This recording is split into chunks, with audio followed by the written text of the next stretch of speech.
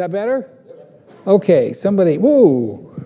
Yes, we're definitely in good shape here, so that's good. Okay, let's start our class with prayer. Joshua Ralston, would you lead our minds, please? Dear Lord, we come to you now in prayer. We're just grateful for this opportunity to be together, to learn more of your word. And we pray as we read tonight that we might find out what you want us to find out, what we can use applicably in our lives today. And we're just so grateful for your word, your salvation, and your promises to us. In thy son's name we pray. Thank you. Your memory okay tonight, Allison? Great. Glad to see it. So good that was just a short-term encounter, but what a scare, huh? Glad you're doing all right. All right, let's jump right in here. I personally think that this was a poor division of the chapters. Remember, the chapter divisions where you break up into verses, it's done in the Middle Ages, actually, just men doing the best they could to divide things up so we can study.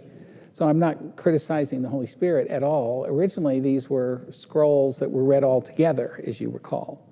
So best way to understand this text is to take the first couple of verses of chapter 6 and see it as one complete conversation in my judgment. I think that helps us understand what's going on here. But how about the first verse here, long verse, Joshua 5 and verse 1. Someone like to jump in and read that aloud for us, please? Okay, Les, thank you. And all the Amorite kings west of the Jordan and all the Canaanite kings along the coast heard how the Lord had dried up the Jordan before the Israelites until we had crossed over. Their hearts melted and they no longer had the courage to face the Israelites. Okay, so question number 1, we're continuing dealing with the kind of notebook of handouts that I gave you at the beginning of class, and then adding sort of sermonic material with it to help us understand the practical applications. So study question number 1, what was the impact on the kings of the Amorites and the Canaanites when they heard of Israel's crossing of the Jordan? What detail of this news seemed to impact them the most? So I think the crossing of the Jordan. And, obviously, what's this a parallel to? What's it remind you of? Yeah, the crossing of the Red Sea. So this is going to give Joshua credibility. Moses is out of the way, and now Joshua was sort of his lieutenant, and now he's taken over. And so God is going to work through Joshua in a similar powerful way that he worked with Moses. And so you have this amazing way of God kind of taking them through their challenges and in the meantime preparing them for victory against their enemies. And so what you want in a battle is for your enemies not to have a will to fight or to not have much confidence. I'm told in the current Ukraine war that though the Ukrainians are greatly outnumbered, that the Russian soldiers, for the most part, are pretty demoralized and don't know why they're there, and that they don't have the will to fight nearly like the Ukrainians do, who are defending their own homeland. That makes a huge difference. And so the Israelites are now enthused and encouraged while their enemies are discouraged. And so that's certainly, where you want to be. This idea of their hearts melt within them, what did that remind you of when we studied about Rahab? Did she not give a similar account when she talked about her people, this massive, several million people, 600,000 fighting men kind of coming from the wilderness out of nowhere? And wow, they've been miraculously sustained in the wilderness. How did they possibly do that? They've got this unbelievably powerful God that, saved them from the Egyptians. And the stories have been passed on about the Red Sea. And now this has come too. And so the same thing is kind of building momentum here. All right, and then we find this next paragraph. It's rather fascinating. It says, at that time Jehovah said unto Joshua, make thee knives of flint and circumcise again the children of Israel the second time. So what's he referring to here? When were they first circumcised? Yeah, before they left Egypt. And what did that symbolize, or what did that indicate? Yeah, they were marked people. That has to do with the Abrahamic covenant, where God first instituted circumcision with Abraham. So this is all about fulfilling first the nation promise, then the land promise. And in the law of Moses, later on, when do you normally circumcise a Jewish boy to indicate that he's part of these promises? Yeah, the 8th day, which is the perfect day because that's when the child has enough vitamin K to blood coagulate and all of that. And of course, it's a very minor surgery when you're just a little kid. Not so much when you're an adult, grown. And the very fact that he's telling them to do this right before they're going to go in and have their biggest battle, and when they're surrounded by, these other enemies, did that take some faith for them to go ahead and do this at this time? And they specifically point out they're fighting men that were not circumcised while they're in the wilderness.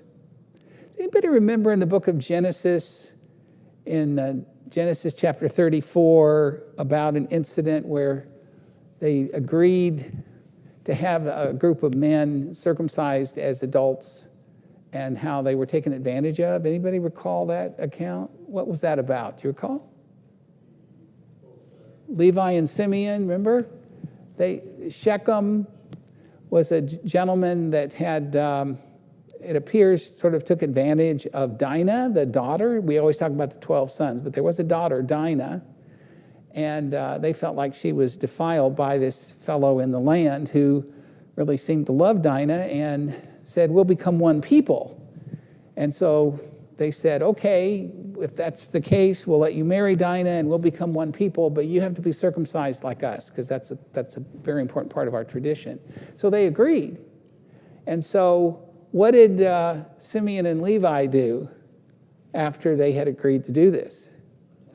Yeah, they attacked them, and it says they were still recovering from their surgery. They were still sore, not much of a condition to defend themselves. And so the reason why, or one of the reasons why the scepter does not depart from Judah, there's some other statements that are given about Reuben, some of his shenanigans, and why he was passed over, and Reuben, Simeon, Levi, then Judah. And Simeon and Levi are passed over according to Jacob on his deathbed because of this incident. And it was just awful that they took advantage of these people. And, but the point is, they were aware of this history. And, right when you're just getting ready to have your biggest, most important battle, to have your fighting men decide to have this minor surgery at this time, took a lot of faith. And of course, why do you think God is not only doing this, telling these men to be circumcised, to once again be covenant-marked people, but it says right after this also that the manna is going to cease. So I think there's a practical reason why the manna ceases, and I think there's a theological reason why the manna ceases. And there's a theological reason why this is the time that they're told, okay, they were commanded not to circumcise their children in the wilderness. And I think it's also implied they didn't follow the Passover in the old law while they were in the wilderness. And we talked about this earlier. Why do you think that was? What was that supposed to very strongly point out or symbolize? That they were cut off from God's people, right? That they, we aren't told much about the wilderness wanderings. It's kind of like everything that leads up to it and all this stuff. First 2 years when they go down to Mount Sinai and they have the law given and there's all this material there. And then we're told about it says, you shall know my alienation. And there's this long statement in Numbers 14 about how unhappy God was about the evil report of the 10 spies and all of that. He says, this reproach shall be upon you. And he tells them, you're going to have to go back and wander another 38 years. It already wandered 2. And they were very unhappy about that, remember? And we studied that in Numbers. But he calls it a reproach. And now, finally, after this punishment and after a new generation has grown up in the wilderness, he's finally ready to take them back and to keep the promises that he made to their forefathers, Abraham, Isaac, and Jacob, after this kind of house cleansing from this generation that he says had an evil heart of unbelief. God says, how long will this people go and not believe in me after all the signs I've done in their midst? And so they're in darkness. And I just think it's a beautiful picture because they're wandering around the wilderness, following the pillar of cloud and pillar of fire, just waiting to die. And really, what are people in the world doing? If they're not on their way to Canaan, if they don't follow God and they have any real purpose, what are people of the world doing? They're just going about from place to place, sometimes frantically, following not the pillar of cloud and pillar of fire, but their own way, waiting to die. Out of covenant relationship with God, without any real purpose and without any real hope. So remember, lost in the Bible is not just lost in that you don't know really where you're going. It's loss of well-being. It's loss of the presence and power of God. It's cut off from your Creator and the very reason why you were made to begin with. And so now God's ready to take them back. So it starts with this provision here for circumcision, which goes back to the Abrahamic covenant. And he says, you need to do this. And they're going to name the name of the place Gilgal, which means rolling off the approach or reproach. So the reproach that was talked about in Numbers 14 has finally been dealt with. And so now they're back in right relationship, and God is going to bless them as he already has against the Amalekites in the wilderness and against those on the Transjordan region. But now he's going to give them the heart of the promised land. And there's no longer a need for manna. Okay, Les. Well, back in Genesis, it told them on the 8th day they were to be circumcised babes, right? Why they didn't continue when they got into the wilderness? No, well, they were told not to. Oh. Specifically, I don't remember the verse is, but they were told, after they were told you have to pass, there was a statement made by Moses that you're not to circumcise your children. And the reason is you're cut off. Remember, he was ready to strike them all dead and start over with Gershom, Moses' son. And so he says no. And it's also an indication they didn't partake of the Passover because there's a big deal about them crossing the Jordan, and then they partake of the second Passover, it says. So when was the first Passover? So they were leaving Egypt, right? And then the law of Moses is given, and they're told all these details about how to partake of the Passover, but they didn't partake of the Passover either in the wilderness. So now that's all being reinstituted. They're taken back as a nation and as a people, and the reproach is rolled away from them at this place called Gilgal. So it's very interesting, this series of events that occurs. They're told to be circumcised even as adults, something I'm sure those adult men will never forget, even though as a baby they wouldn't know that it happened to them. And then the manna cease. So what's the significance of the manna ceasing? Even though they haven't fully taken over the Canaan land west of the River Jordan, they still are what? They're no longer in the wilderness, and they're in a position where they can have food and water without miraculous provision. And so they're already benefiting from the inheritance in some ways by the fact that the manna is no longer necessary. And I'm sure they were thrilled that now we can fend for ourselves and have a varied diet. I don't know whether they had the garlic and the leeks and the onions that they missed so much from Egypt, but this was some of the most lush territory ever. It's really interesting. As you know, I spent 4 years in Kentucky, just outside of Louisville in Oldham County. And Gail and I were just so impressed at how, they talk about Seattle being, the Emerald City because it's so much drizzling rain, so it doesn't really have a dry season to speak of, and everything's so green, so much evergreen. And the Olympia Forest is the only temperate rainforest with a 12-month growing season because there's really not a winter because of the Puget Sound. And one of my favorite parts of the Pacific Northwest is the Olympia Rainforest. They have, there's only one place in the world that has more variety of species and plants and animals and all that than that area, and that's the Amazon rainforest.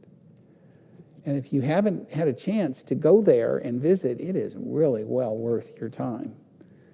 Just crystal clear waters and some species of plants and little animals and bugs and things I've never seen before in my life. Many of them are indigenous to that. So, at any rate, I like that aspect of the Pacific Northwest. But when we were in Kentucky, and this is also true of parts of Tennessee, of course, Kentucky's known for the bluegrass and, the rolling hills and, like the white picket fences and the horses and all that stuff. But I'm told that if you draw the line, the latitude line across, that you land right across where the Promised Land is. So if you want to kind of get a feel of what it might have been like, the luscious, dark green, beautiful landscape in Kentucky and Tennessee is what that would have been, so unlike the wilderness that they came from. And so people back then, my father was born and raised in Nashville, he used to always talk about that was God's promised land. And they talk about how the vegetation would have been similar. And so they're in this area where they don't need manna anymore. And so God had sustained them long enough that now they can take care of themselves. And they're going to wind up taking over these crops that somebody else planted and walking into these houses that other people built, and they've been dispossessed from the land, and so they just walk in and they're given all these cultivated farms and households, and wow, what a thing to rejoice in and to look forward to. Yes, Cassandra. How do you think they knew how to tend those crops? Did their parents teach them how to farm and tend those crops? Because their parents were slaves in Egypt. I don't know if they would have farms, but they just figured it out as they went. I guess, they had a priesthood, and the priesthood had, a whole lot of responsibilities, more so than just studying the law and teaching the people. They were also the public health inspectors, and there were lots of different provisions in the law of Moses about agrarian-type life and ways to treat the land and to treat others. So some of that may have come from the teaching of the priest under the influence of inspiration. Some of it may have been passed on down by tradition. I don't know. But I imagine when the crops are ready to be harvested, that's fairly easy to see what we need to do to get our crops out. But I'm not really sure. That's a good question, Cassandra. All right. But what I want us to understand is the emotional experience of what this must have been like for these people who grew up in tents all their life in this barren wilderness, eating the same thing every day. And so it's kind of a taste of heaven for them, really. And so that generation is going to remain faithful as long as they remembered this experience and as long as they remembered Joshua. Sadly, it's the children who very quickly begin to go astray. First, they become faithful but apathetic, and then finally rebellious. So Joshua 5 is interesting. And the thing that I really want to nail down and talk about that I don't think is emphasized enough when we study this in the Bible is the significance of what happens next. I'm going to read this entire section here for you.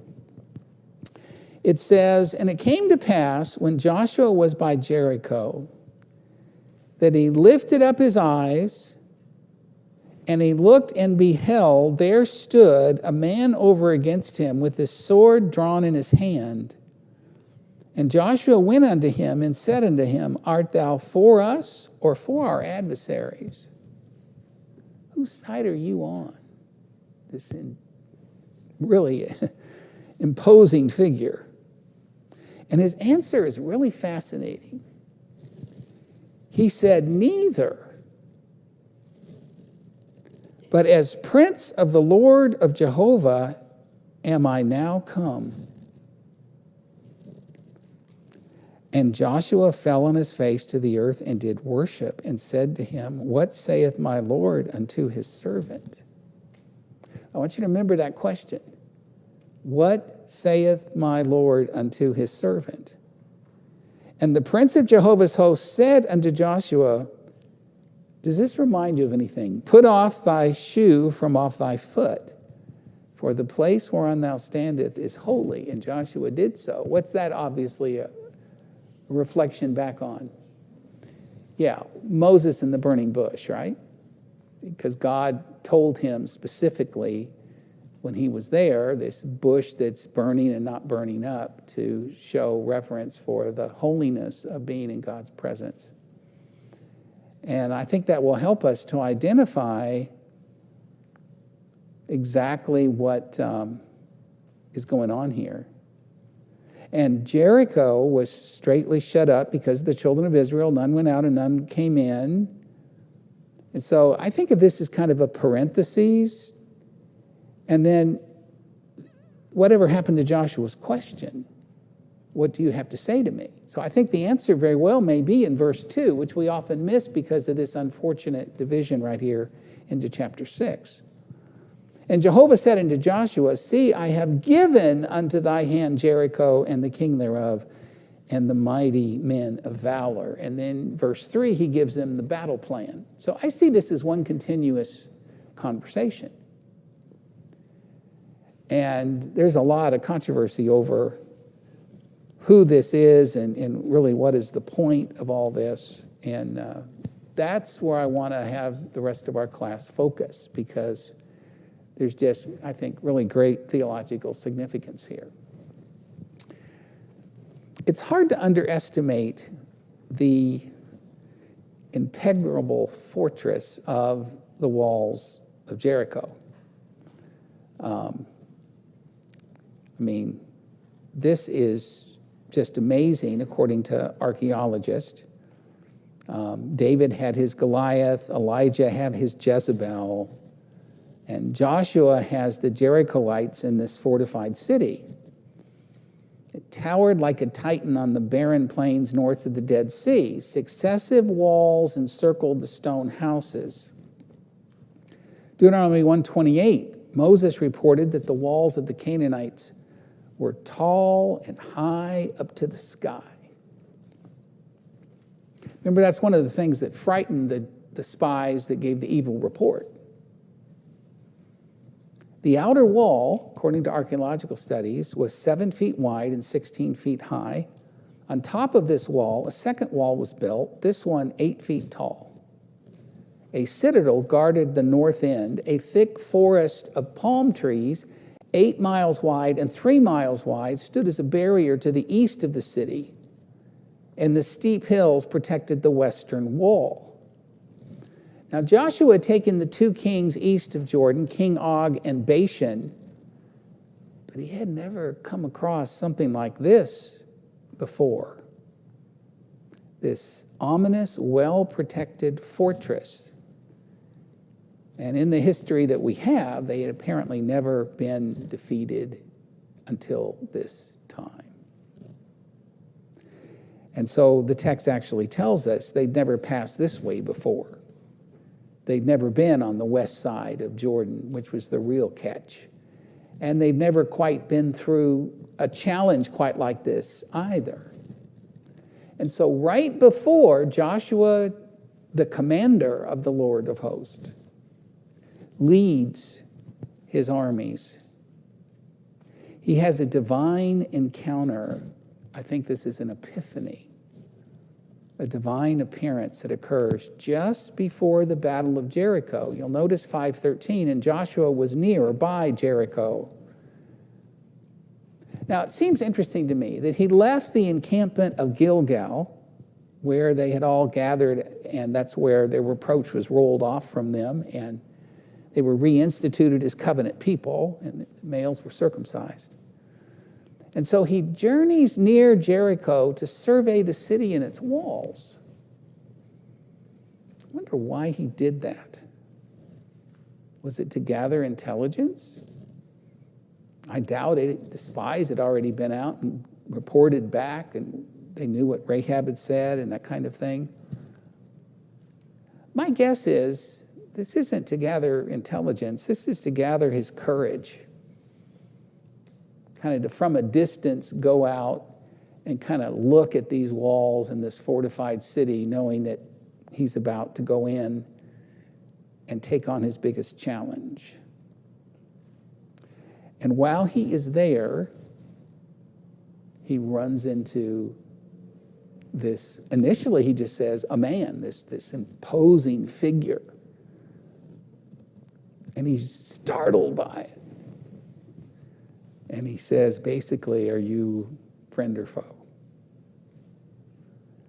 I just want to ask you, as you look at your life today, are you facing a challenge unlike maybe anything you faced before? Perhaps it looms on the horizon like an angry Jericho, imposing and strong. Maybe this very moment it consumes your thoughts and zaps your strength. Its thick walls seem impenetrable. One of the biggest challenges of your life. If you're not facing one now, you will in the future. No one has a life that is without difficult problems. Perhaps this earthly challenge stands between you and your promised land life, your glory days. And like Joshua, you see it clearly. Like Joshua, you must face it. Like Joshua, you don't have to face your Jericho alone.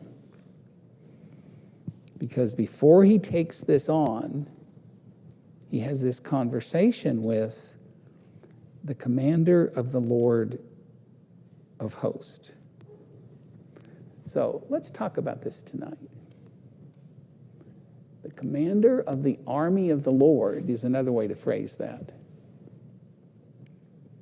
And remember, this is an army separate from the 600,000 fighting men Joshua had. And I just think it's fascinating when he asks, whose side are you on? You know, are you with me or with our adversaries? He says neither. Wants to talk about that tonight because that's really profound to me. So first we want to identify, really, who is this person? It's very controversial. I don't think it needs to be, and I'm going to explain to you who I think it is and why, and we can have a discussion about it. And if you think otherwise, that's fine. But we're going to talk about the identification, then the sanctification, which is the purpose of all this, how that related to Joshua and how that relates to us. And then we're going to talk about the incarnation of Jesus, the ultimate commander of the Lord of hosts, and how that impacts our understanding of the gospel and our life today. So let's look at this again just for a moment. Now, when Joshua was near Jericho, remember he'd left camp, kind of gone out there to take a peek at this before he begins his attack. He lifted up his eyes, this text says, he looked up, and he saw a man standing in front of him with a drawn sword in his hand. Well, that's kind of scary. Joshua went up to him and asked, are you for us or for our enemies? Reasonable question under the circumstances, right? And he says, neither. but as commander of the army of the Lord I have now come. Then Joshua fell face down to the ground in reverence and asked him, what message does my Lord have for his servant?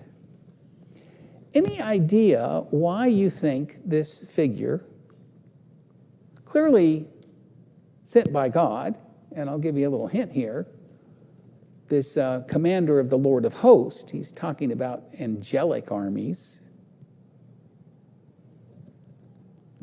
Why do you think he said neither?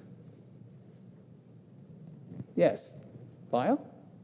I think it seems clear to me that he's fighting for the Lord, and that the Israelites should be as well. And so he's not fighting for them like it's their cause. It's for God's cause. Yes. He, in essence, to me, is saying, I'm not just going to be an ally to you in this battle. He's saying, I'm a force to be reckoned with all by myself. And I'm a force that rises above the rivalry right now that you have with the Canaanites, Joshua. And I'm not always just on your side, because there are times where even you do evil, and then I'm your enemy, right? So this isn't some partisan thing, where I'm always going to be necessarily on your side, because I am separate and apart from you, and I operate on another dimension. And let's not forget, this isn't just the following of the Abrahamic promise and giving them this land. They've got to first dispossess the land of its current inhabitants. And why is that fair and just? Why is that? Yeah, those people, their wickedness had been made full. And we're told that God is using the Israelites to get rid of these wicked people. God's in charge of the rise and fall of nations still to this day, I believe. And these wicked people and all the different abominations that are mentioned in the end of Leviticus, all the awful abominations of them offering up their children to infant sacrifice and shedding innocent blood and bestiality and all types of sexual perversions. I mean, these people were scraping the bottom of the barrel, and God said enough. And so he's going to send in his armies to bring down this wicked people, and he's using the Israelites to do it, and providentially at the same time, now he can fulfill his promise to Abraham and give them this land, because they're supposed to be holy people. They're supposed to be righteous people, not like these Canaanites. And by the way, when you read in the Kings, it talks about during the times of Ahab and Jezebel that they became as bad as the Canaanites that God had vomited out before them. And then when it talks about the time of Manasseh, it says they did things worse than the Canaanites, which means if God is going to continue to be just, he's going to have to bring about their destruction, right? And that's what he does. So he's not always just on their side. He's only on their side if they're doing right. And he's in a completely different dimension. And the beauty of this is, for all practical purposes, Joshua's not going to even have to fight a battle. Because what does it say as they continue this conversation in chapter 6? Tell the people, Jehovah said unto Joshua, I have given unto thy hand Jericho and the king thereof and the mighty men of valor. So they're walking around blowing the ram's horn. I've mentioned this before. Normally in a situation like this, you'd be blowing a trumpet, which kind of announces that you're coming. The ram's horn is normally what you'd blow after you already won the victory.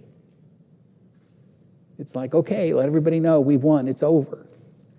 And they're blowing the ram's horn for 7 days as they circle the city, one time for 7 days, and then 7 times on the seventh day, 1 time for 6 days, and 7 times on the seventh day. And the whole time they're blowing these ram's horns. And the people in Jericho must have thought, well, that's pretty presumptuous of you. We've not even had one moment of hand-to-hand combat.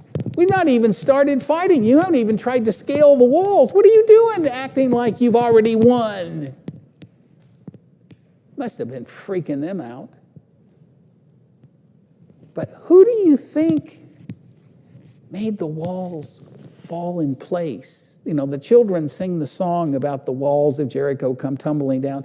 And as a kid, I had the idea of these really tall, high walls, and they just kind of fell over. But they were wider than they were tall, and there was two rounds of walls, one within another. It was like, how do you do this? It's impregnable. Well, if they just fall in place, then you just run up over on top of them. And it clearly was an angelic force that did that and gave the Israelites an easy victory. Wasn't due to their bravery, wasn't due to their great acumen as soldiers or their fighting skills. The Jehovah of the Lord of hosts was on their side, and they were simply doing his will, and so the Lord fought for them. Okay, somebody had their hand up here. Yes, Gene. Yeah, it seems, as far as the question, who do we think that this person is, there seems like there's a few clues. Yes? One, he says, I'm neither for you or your enemies. Instead, the host of the Lord's. So evidently the children of Israel, not the Lord's host, but there's some other group that is the host of the Lord's. 2, he said, take the sandals off your feet, for this is holy ground. Well, what made it holy ground? Probably the presence of that being. Yes, oh, definitely. And 3, he did not refuse Joshua's worship. Yes. So it seems like it's indicating that this person is some spiritual being, referring to the spiritual realm. Yeah. And I would take it one step further, not just any spiritual being. Would you consider an angel a spiritual being? Okay, but angels don't accept worship, as you mentioned. And so this has to be more than just a spiritual being. So I think this is Jesus. Just like I think there was either God the Father or God the Son in the burning bush. And that's why it made it holy ground. So he's having an encounter here with deity. And you kind of jumped ahead because you've been reading my notes, right? But we're on the same page, and I was going to lead up to the fact that I think the only logical conclusion is this is, at the very least, a part of the Godhead. And most likely the pre-incarnate Christ. And right before he takes on his biggest challenge, Jesus comes down in the form of a soldier, form of a man, to tell him, I got this. Think that was a relief to Joshua? And then what happens with us? Jesus comes down later in the form of a little baby. The Emmanuel, God with us, telling us, even in our sin, I've got this, and you can be victorious.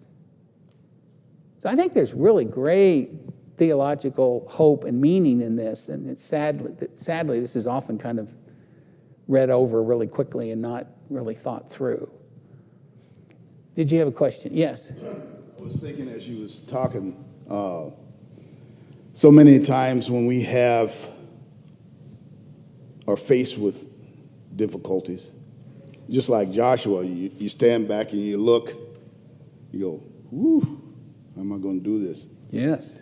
And then if you see this entity, whatever, if it's a deity or whatever it may be, and he says, hey man, I'm not neither for you or any. That would be encouraging to Joshua because he knows. I mean, deep down he looks at him like, yeah, I'm so glad I'm with the Lord. He's probably thinking, because there's no way I can go up that slope and get that. There's no way. But you're here, and you, whatever, or whoever you are, I'm glad I'm on your side.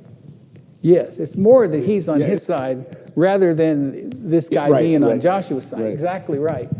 And the commander of the Lord's army replied, "Take off your sandals, for the place wherein you are standing is holy." And Joshua did so. And so I like that. This is only black and white. But this is a picture of this imposing figure of Joshua running into this figure with a sword drawn and a shield. One commander meets another. And this conversation that happens that no doubt instilled Joshua with the kind of confidence and faith he needed to lead his generals into victory and to, with a straight face, tell them what they needed to do to take this city. I mean, that'd be kind of a tough thing to do. Okay, Joshua, this is our biggest challenge yet. What's our battle plan? I got the swords all sharpened, and I've got the battering rams ready, and I'll be ready to, do whatever we need to do to, scale those walls somehow and trust in the Lord as we do it. And I think we ought to come around the back and try to surprise them rather than just a frontal assault. What do you think? What's your plan? Grab the horns, boys. Yeah, and Joshua says, well, this is what we're going to do. And this is what the commander of the Lord of hosts told us. That's why I think this makes most sense if this is a continual conversation. He says, you're going to keep completely quiet. You're not going to say a word.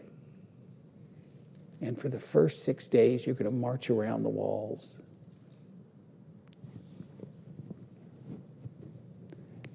And you're going to have the Ark of the Covenant in the front and the priest in the back. And then we're just going to go back to camp until the 7th day when we maintain that silence. But now we do it 7 times. Can you imagine?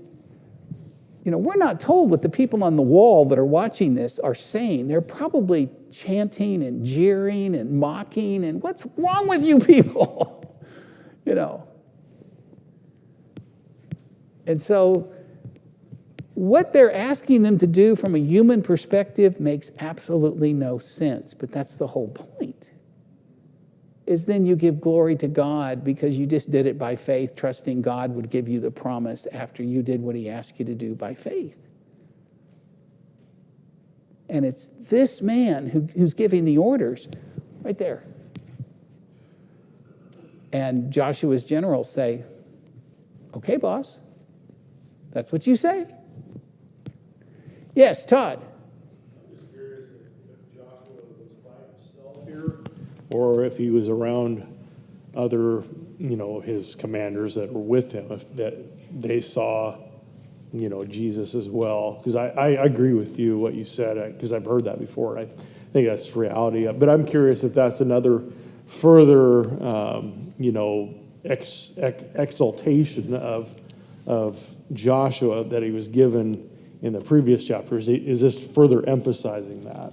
I'm just curious what you think. I picture this as an encounter where he's alone. And he's told the battle plan in this conversation. And then he goes and he tells his generals. That seems to be the way this is laid out. So, the setup for the battle. First thing he does is he falls down on his face, right? And he says, what would you have me to do, for I am your humble servant? Now, I want you to notice the order. He first recognizes a higher power. In AA meetings, what's the first thing you have to do to overcome your addiction? Recognize what?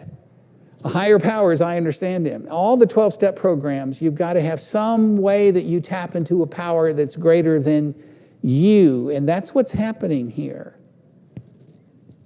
And then you have this dedication to service. Okay, you tell me what I need to do. Trusting in him. And then there's this commitment to heavenly warfare. They're ready to fight evil God's way by faith. Because they didn't win these battles by, just being stronger and smarter than their enemies. And that's why God gets the glory for this. Obvious parallel to Moses and the fact that he's got to take his shoes off because he's in the presence of, I think, God. It is true, God works in mysterious ways. Can you think of some other times where God communicated directly with people he was using to do his will? What happened when Abram was showing hospitality to his 3 visitors? They wound up being angels with a message for him. Now, in that case, it was angels, not pre-incarnation of deity. But what about the 4th man in the fiery furnace? It's likened unto a son of man, it says. Looking forward, I think, to the coming of Jesus. Some people think that was angelic. I think it's probably another pre-incarnate reference to Jesus, and that him coming in the form of a baby was not the first time he came down to aid humanity. And so this heaven to earth communiques, this is a bizarre encounter. Nothing more mysterious or more overlooked than this one. The man with the raised sword with the confident air. To Joshua, a general, comes a mighty soldier, a commander mightier than he, and in a completely different category than him. In each case, the Lord comes to us when we need him and the way we need it. Now, Gene gave a really good summary. We're kind of running out of time here, so I'll just kind of summarize this quickly. He was not a apparition. Literally, that means a spirit or ghost-like image or vision. Nothing in the language leads us to conclude this person was anything other than flesh and blood. Joshua walks up and talks to him. It's not a vision, not a ghost, not a figment of Joshua's imagination. And we're tempted to think that he was just an angel. Angels have swords and can take on fleshly form, like with those who visited Abraham. Angels have courage and can defy enemies. But as Gene brought out, angels do not accept worship. Remember what happened when the Apostle John, where he attempted to worship an angel? And what did the angel say? Yeah, Revelation 19:10. Do not do that. I am your fellow servant. Worship God. Had this person been an angel, a faithful angel sent by God, he would have refused Joshua's worship. But this visitor accepted and encouraged it. So it wasn't an angel. It wasn't some ghost. And it was not a human being, simply a strong and imposing figure. Joshua fell at his feet and took off his sandals. The guest was no mortal or angel or ghost. This leaves only one option. This was God incarnate.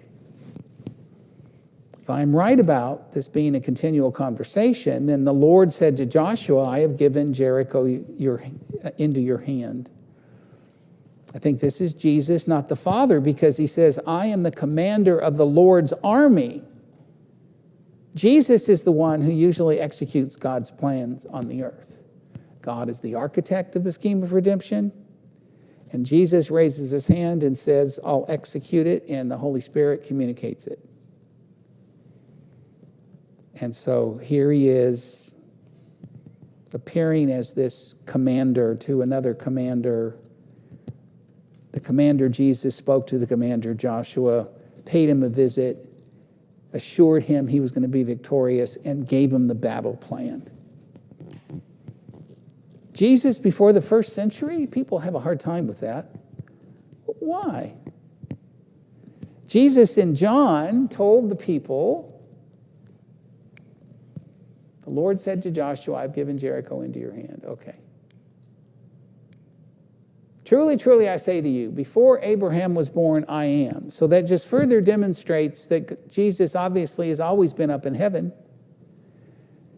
And we're told in 1 Peter 1 and verse 20, he was chosen before the creation of the world. So he was part of the divine huddle that made man in his image, right? The normal restrictions of time and space do not apply to him. Jesus and his work and presence goes way beyond his 33-year personal ministry. Long before Jesus ate with the wee little man Zacchaeus in Jericho, that's where he had Zacchaeus and said, I'm going to your home today. It was in Jericho. He shared a moment with Joshua near Jericho. Think about that next time you read about Zacchaeus being from Jericho and Jesus being there. Yes, Les. That was a different Jericho, wasn't it? I don't think so. Because it says here, never rebuild. Well, You'd be accursed if they try to rebuild it. yeah, but it was in that area still, I believe, Les. I think. I'll look into that. That's a good point. Because we'll talk about the curse next week. Yeah, it certainly didn't have walls and all that was rebuilt. But I think it was in that area. But I'll double check that. That's a good point. All right, let's talk about the sanctification and glory of his mission. First thing he says is, I'm the commander of the army of the Lord. The reason I say sanctification here is the army is set apart for a holy spiritual mission. The mission of this commander was beyond the mission that Joshua had in mind. It's higher and more eternal. Jesus is the one the Father sent to execute his battle plan and lead the army and bring not just victory for Joshua, but, as I mentioned, judicial judgment against wicked Canaanite nations. The human eye saw two armies that day, the Canaanites and the Israelites. It's misleading. There was a third, the Lord's army, God's angels. And I think that's why when asked about this, he said, I'm not on either side. He is saying my authority is above your authority. He will explain later he will be fighting for them and provide the battle plan, but that he is not an ally. He is over and above both them. He's not a partisan, as demonstrated by the inclusion and the acceptance of Rahab, right, who was a woman of faith and a Canaanite. He is not like Chemosh, the patron deity of Moab. He is ultimately the God of all people and controls an angelic host. Much bigger and larger than just taking sides in a battle. Joshua, I am not on your side or the other side. I am on God's side, period. I'm not just one soldier taking sides or giving allegiance to you. I am the King of Kings, the commander of commanders, the captain of salvation. And if you're going to win, you must submit and trust in me. The same commander of the Lord's army that will give them victory over Jericho will be the same that will later cause them to be driven out of the land. And if they choose to act like wicked Canaanites in the future, that's what will happen to them. Perhaps the commander of the Lord of hosts is saying, no, I am not a part of either physical army. I am leading a sanctified, glorified, angelic army, and that is all you need. He says, my work has already been done. My authority is above yours. See, Jehovah hath given you the city and all the mighty men of valor. What he's saying here is, I am the prince of the Lord of hosts. And the heavenly host is referred to in Psalm 103. Bless the Lord, you host, armies of his angels who serve him constantly if you do his will. You know, sometimes I think we have a problem. We picture angels as little cherubs. You know, you see that picture and you think, oh, well, they're just kind of so innocent. Gabriel and Michael were imposing characters. And the Bible says that they're not just little angels with chiffon wings and rosy cheeks. Hebrews 12:22 says that angels are myriad. There are thousands of angels in joyful assembly pictured in heaven. And the number of them was 10,000 times 10,000s and thousands and thousands. So the commander of the Lord of hosts had all of this at his beck and call. And even though the Jerichoites were mighty, there was no contest here. Angels are mighty. What was it that destroyed the 185,000 soldiers of Sennacherib who camped outside Jerusalem? They were pretty mighty to be able to do that, don't you think? The sanctification and glory of his army. In Revelation 20, 1-3, it only took one mighty angel to bind Satan and cast him into a bottomless pit. Imagine what thousands of angels can do. That image of an angel is probably a more appropriate one, and it's not scary because angels are ministers to those that are heirs to the grace of life, according to Hebrews 1. So, by faith, that's what we have on our side. I want to ask you something I asked earlier. Do you really believe in angels? Yeah, I mean, that's how our prayers are answered most of the time, I think, folks. Angels are mighty. The mountain was full of horses and chariots of fire all around Elisha. And remember, Elisha was real confident. He wasn't worried about these soldiers that encircled him at Dothan. And he said, Lord, open the eyes of my servant that he may see. And he opens his eyes and he sees the sky filled with the angelic hosts and all of these fiery chariots. And all those people were struck blind and they just walked out and no one harmed them. He says, those that are with us are greater than those that are against us. And what we need to realize is if we're doing the Lord's will today, that's always true. That if you're doing God's will, you got this angelic army on your side. How cool is that? These angels are ministering spirits sent forth to minister for those who inherit salvation. That's you and me. And that's where we get our holy boldness, which is what we're talking about Sunday. The sanctification and glory of his message. Joshua, you are not alone. God's presence and his army will be with you. And to us, he tells us, we are not alone as we face our Jerichos. Jesus is still the commander of hosts. And of course, it makes the incarnation even more meaningful. The coming Messiah was to be born of a young virgin. The Word became flesh and dwelt among us. But it wasn't the first time. It was one of many times that Jesus cared enough to come in some sort of human form and give us needed messages to give us hope and courage and sustain us by his mighty power. Yes? Yeah, the battle belongs to the Lord, That's yes. what he was telling Joshua, the battle belongs to me, not you. Yes, which goes along with what we talked about a couple weeks ago. That's how David took on Goliath and won. It's 8 o'clock. We could say more about that, but we've said enough. I hope that's an encouragement to you, because that section about Joshua having this encounter just takes on a whole new meaning and dimension for what happened in Jericho and what can happen in our lives as well. So next week, we're going to look at the actual Battle of Jericho, and we'll look at the curse that Les mentioned and this idea of marching in circles and some of the significant things that happen in that. So next week, we're going to look at Joshua 6, walking circles around Jericho. And we're going to spend a lot of time talking about some theological things we learned from this very significant battle. So I hope you were blessed by being here tonight. I was blessed by studying with you. And I appreciate the comments and the feedback as well. So God bless you. I'll let you go.